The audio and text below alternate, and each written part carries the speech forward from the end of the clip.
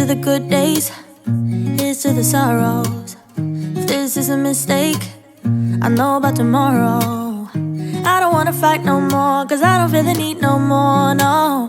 Just wanna make it stop. Maybe it's something in the water, or maybe we just hit the end of the road. Right now it doesn't even matter. It's too late not to. Good morning and welcome to another vlog. How are you? How have you been? How's your day going? How's your morning going? How's your night going? I hope you had a great day, or you will have a great day while you watch this or after you watch this, and so forth. Breakfast so far, bomb. I feel good. I feel like my life is romanticized. I also did my morning routine and vlog a little bit for the morning, so while I eat, I'm going to show you that. Cue the B-roll.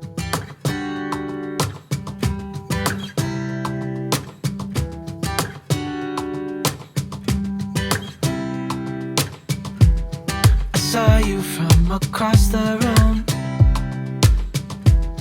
When our eyes met, I never knew that I could feel this way, and it's kinda strange. Don't even know your name.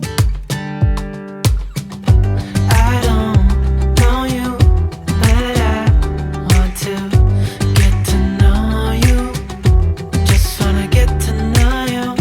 I don't know you, but I want to get to know you.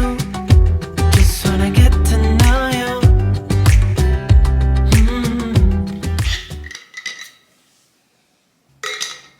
So that was my morning. It's a really good morning.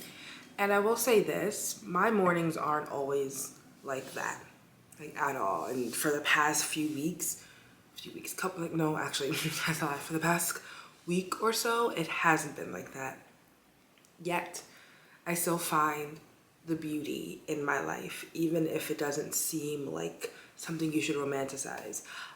For a while, I kept seeing how to romanticize your life on YouTube and TikTok and Instagram, and how it, you know, it's a lot of kind of the same thing, right? People are going out, walking, getting a cup of coffee, walking in the city, walking in the streets, taking their time, making a good meal, exercising, doing what I did, stretching, meditating, all these things, and they put it under the definition of romanticizing your life, of being the main character. The only thing that those things have in common is that they're literally taking time out for themselves. They're doing things that they like. And although I think a lot of big influencers and a lot of, you know, well-known people, they do the same thing to romanticize their life, the key component of it, even though it looks kind of the same, is that they're choosing themselves. We talk about being the main character in our life, and we automatically think above and beyond our normal day-to-day things. To romanticize your life effortlessly, it's to choose you. And even in that sentence, or that phrase of choose you, there's still so much adventure and so much beauty and romance in that. Because when you choose yourself, whatever you do, whether that's like laying in your bed and eating snacks and watching TV, which is deemed as lazy or procrastination or bad, that's you choosing you. The reason why I do my morning routine and the way I do it and the breakfast that I make is because it makes me feel good. And that's what it comes down to. What makes you feel good? Because if we take the idea of romance and we like look at the conventional ways of romance, which is like couples and like intimate love, they do things that make them feel good and make the other person feel good because you're in a couple. But when you're in a relationship with yourself, you should constantly choose things that make you feel good, and that's romance. I know it's very easy to try to go out of your way to wake up and do something drastically different than what you would do on any other day to romanticize your life, but that's not the point. The point is finding beauty and romance in your everyday life, and it's effortless when you start just to put that detail of choosing you into your day, that it becomes romanticized. So I guess the question and what I really want to talk about today is how to authentically romanticize your life. How do you choose yourself, right? How do you romanticize your life in the most authentic way possible without going out of your way to do something that you would never do on a day-to-day basis. The goal isn't to romanticize your life every so often. It's to wake up and romanticize your life that day, every day.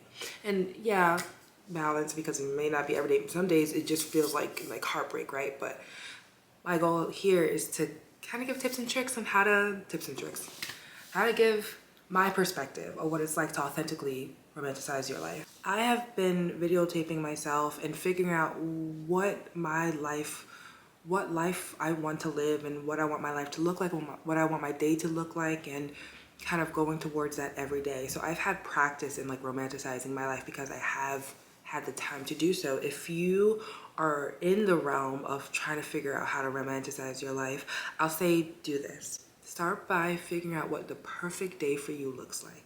The perfect day for you looks like. Whatever it's feeding from, whatever resources you have, whatever inspiration you have from somebody else that you want to put into your day, visualize and write down what you want your perfect day to look like. And then one day and throughout it, whenever you do something that you have written down to fill your day, I want you to ask yourself, does this feel good? Does this feel like something I can do every day? Does it make you feel happy and warm, or does it make me feel tired, and is it irrelevant to anything that I want to do with my life? So do those things throughout the day, and then feel whether or not that's actually something that you would do every day or want to do every day. And if it doesn't feel good, or doesn't feel like, I don't know, natural, then take it out and put something else in. And then also with this, I want you to be realistic. So some things, the way I see it is how I romanticize my life is to also be realistic. There are some things that I can't take out of my life, like work. There are some things that I can't take out of my life, like sleeping, which I would like to, eating. There are some things that I don't necessarily love doing all the time because it's like an energy drainer that I have to do. So my advice in that realm too is just also to be realistic. And that's also how you find peace. So just real quick with the whole peace thing, because I think peace is one of the goals in romanticizing your life, it's important to know that if these things are bringing you peace or they're just bringing you a little bit more chaos. So when it comes to peace, I've learned that to find peace, you must live within your restrictions. Those restrictions being like work, other responsibilities that you cannot take off your plate, that don't seem that romantic to you in your everyday life, but it's something you still have to do. So one, write down the day, like the perfect day for you, and then follow it to a T when you can, and then pinpoint, do these things bring you peace or they bring you more chaos, and then do trial and error from there. Be realistic, live within your restriction to find peace and to find more romance. It's again, just like looking at a relationship with a significant other and working to make yourself happy and them happy. When you romanticize your life, you have a relationship with yourself and a relationship with your life, and you work to make that relationship work. What has also helped me with effortlessly romanticizing my life is understanding movies and shows. There's a show and movie for every single person, and they can relate to it. Like whatever show you may not relate to, somebody else can relate to that. So essentially, if you're romanticizing your life and you're trying to be the main character in your life is the movie, and whatever you do makes you the main character. So, for example, if you want to wake up and be in sweats all day, that is a scene from a movie or a show that somebody relates to, and they love that character for that. That's main character energy. Does it make you feel good to be in sweats all day? Yes. So do that. That's your main character moment. That's your romance moment. Everything that I said here is just kind of like choosing you and then choosing what feels good to you day to day. Because your day will look different. If you think about each day as like another episode of your life, you'll always be the main character. When you stop putting judgment or other people's way of living into your own life, it would be effortless to romanticize it because you're just doing you. You don't have to go above and beyond on a day just to feel like your life is worth something. It's romantic because you make it romantic. It's romantic because it's your life.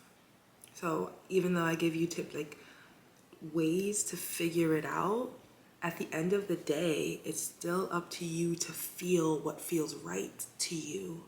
And that takes practice. Waking up and stretching and going to the gym and meditating and having a breakfast, that's not everyone's cup of tea. That's not what everyone wants their life to look like romantically or just as a main character, but that's how I want my life to look like. Those are the moments where I feel the most alive, where I feel the most at peace, and I feel the most love for myself because I chose me and I chose the things that make me feel good.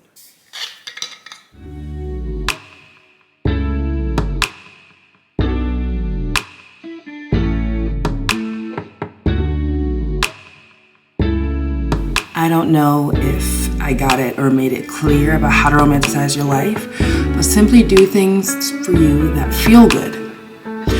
And cooking makes me feel good, so let's make dinner to end the night.